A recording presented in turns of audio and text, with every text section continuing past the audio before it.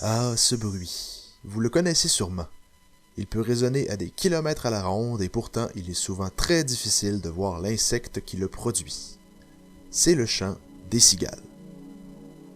Ces insectes qui se régalent de la sève des arbres fascinent l'être humain depuis des siècles. En Chine, c'est un symbole de vie éternelle et de résurrection.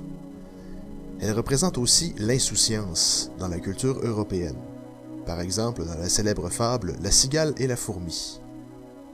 La cigale ayant chanté tout l'été se trouva fort dépourvue quand la bise fut venue.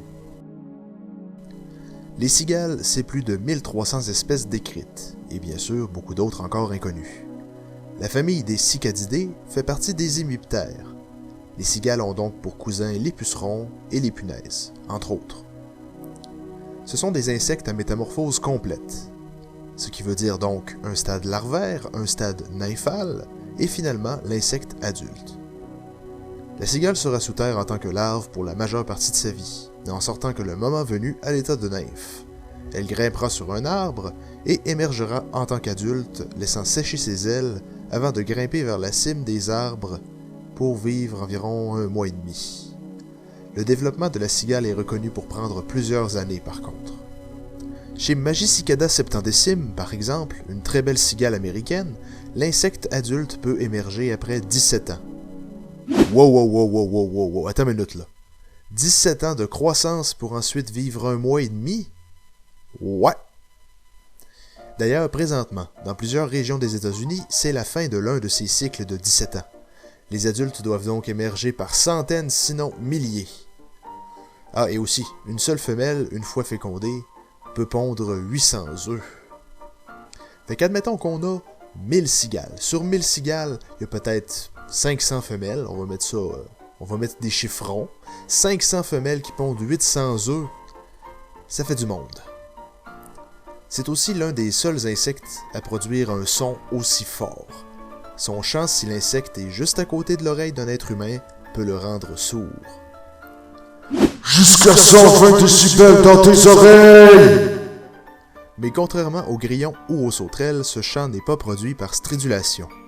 À la place, Monsieur Cigale, car bien sûr ce n'est que Monsieur qui chante, fera vibrer ses cymbales. En effet, le terme pour décrire le chant de la cigale est la cymbalisation. Ce n'est pas de fabriquer des cymbales, c'est plutôt dans l'abdomen que ça se passe.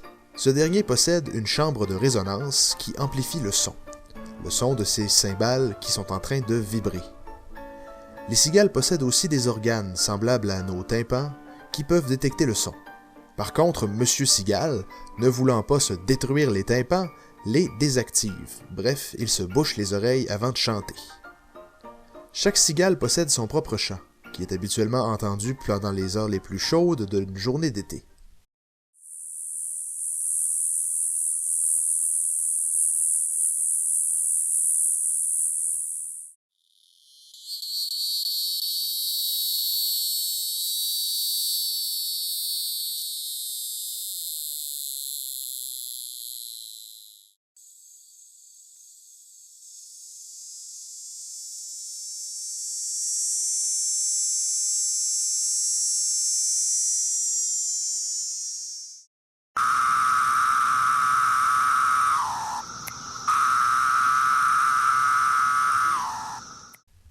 Bien sûr, on ne peut pas toutes les écouter.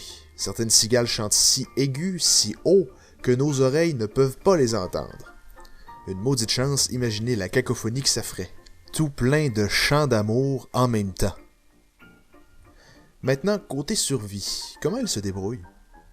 Les cigales ne peuvent pas mordre, sont maladroites quand elles marchent, courent ou sautent, et ne sont pas non plus des expertes en camouflage, quoique quelques espèces y arrivent.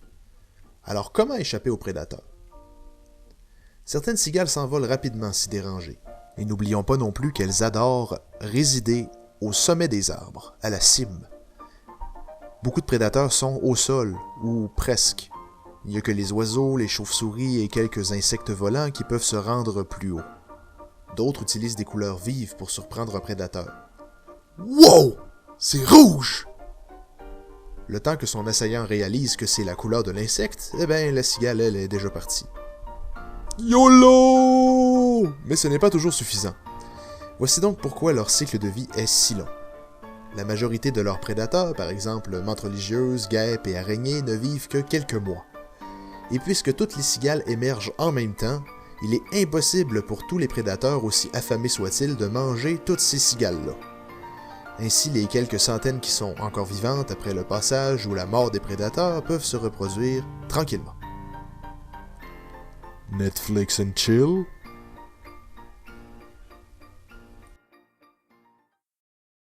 Et voilà, la capsule est terminée.